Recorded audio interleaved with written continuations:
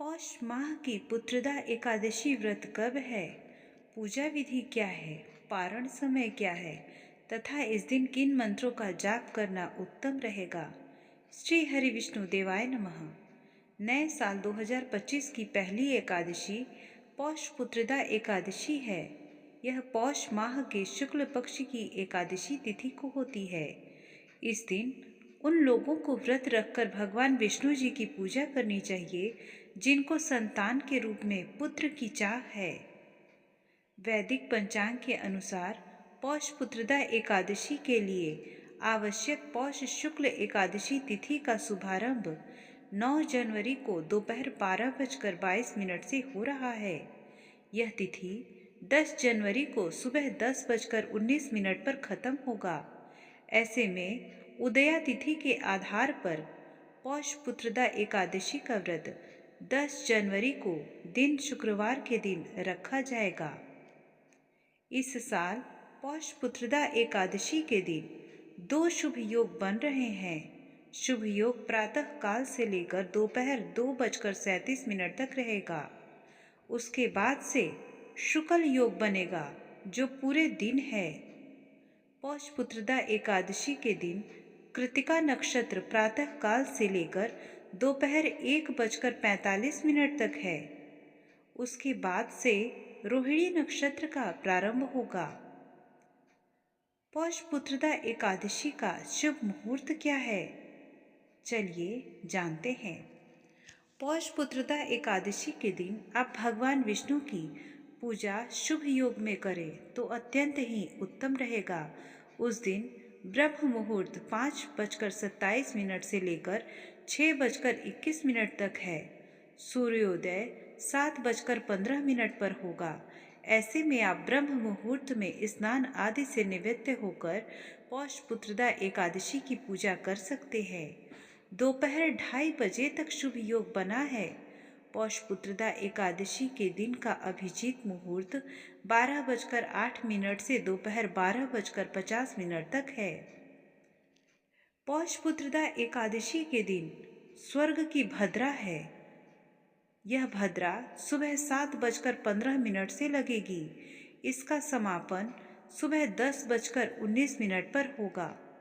आपको बताते चले कि भद्रा समय में पूजा करना अच्छा नहीं होता है, लेकिन यह स्वर्ग की भद्रा है, इसलिए इसका स्थान स्वर्ग है। इसका दुष्प्रभाव धरती पर नहीं होगा। पौष पुत्रदा एकादशी का पारण समय क्या है? अब इसकी जानकारी आप जान लें।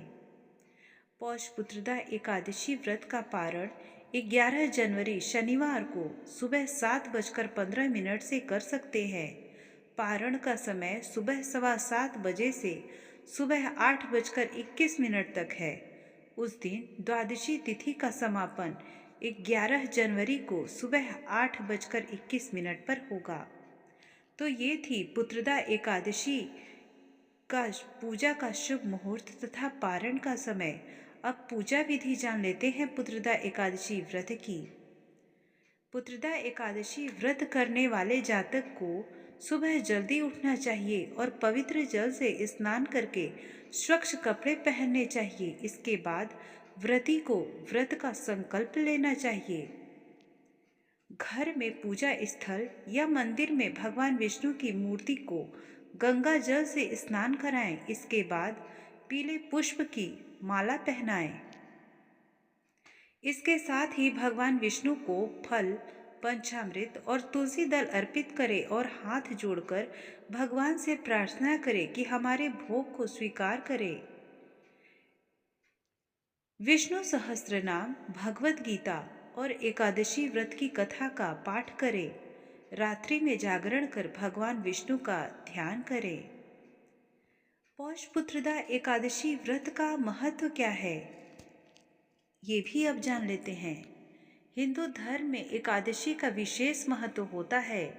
एकादशी खास तौर पर भगवान विष्णु और माता लक्ष्मी की पूजा के लिए मानी जाती है। धार्मिक मान्यताओं के अनुसार जिन लोगों को संतान नहीं है और वे इस व्रत को रखते हैं और सच्चे मन से भगवान विष्णु जी की पूजा करते हैं तो भगवान उनकी इच्छा पूरी करते हैं। इसके साथ ही मान्यता है कि इस व्रत को रखने से सुख सौभाग्य में बढ़ोतरी होती है। तो ये थी हमारी जानकारी पुत्रदा एकादशी व्रत के बारे में। अब चलिए इस पौष पुत्रदा एकादशी व्रत के दिन किन मंत्रों का जाप करें जिससे हमारी कामना की पूर्ति हो और घर में किलकारी गूंजे। मंत्र जानते हैं। पहला मंत्र है ओम विष्णवे नमः।